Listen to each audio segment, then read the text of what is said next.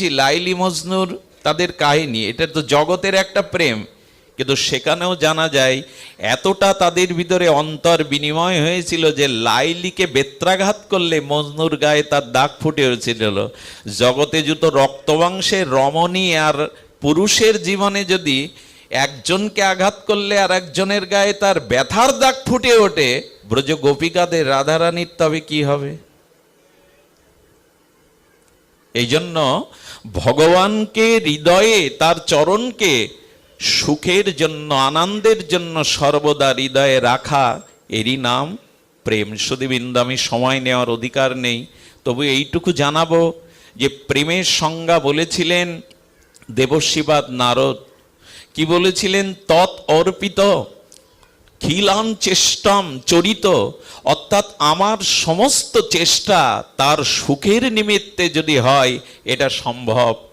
এটা আহারে বিহারে শয়নে স্বপনে সর্ব অবস্থায় সম্ভব যদি গুরু কৃপা হয়, মহৎ কৃপা হয়, সাধু সঙ্গের অনুভূতি হৃদয়ে জাগে, তবে প্রত্যেকটি কর্ম। আমি দেখেছি ভালো সার্জারি ডাক্তার ওটিতে তিনি অপারেশন করার আগে একবার ভগবানকে স্মরণ করিয়ে নেন। অনেক বড় ডাক্তার আছেন ভগবানকে সমর্পণ করে, রোগীকেও বলে দায়িত্ব ভগবানের, আমি কেবল উপলক্ষ।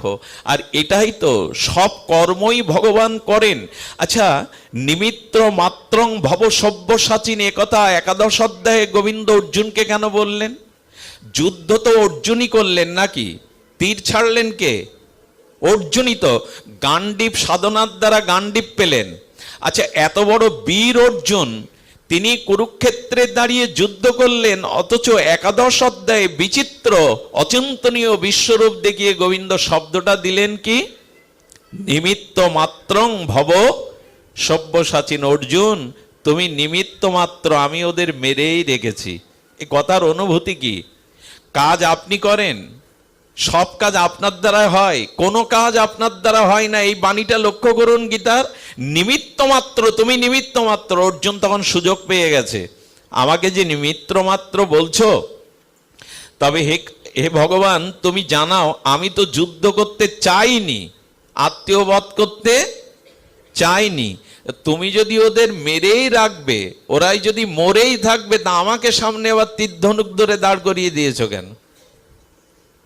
এর উত্তর কি? এর উত্তর একটাই। গোবিন্দ কি বললেন জানেন? বললেন, কাম করি আমি, আর নাম যাতে ভক্তর হয়, এই জন্য ভক্তকে সামনে রাখি আমি। কামটা আমি করি, কাজটা আমি করি, কিন্তু উপহারটা, সুনামটা যাতে ভক্তের হয়। অর্জুন, তুমি কিছু করতে পারো না,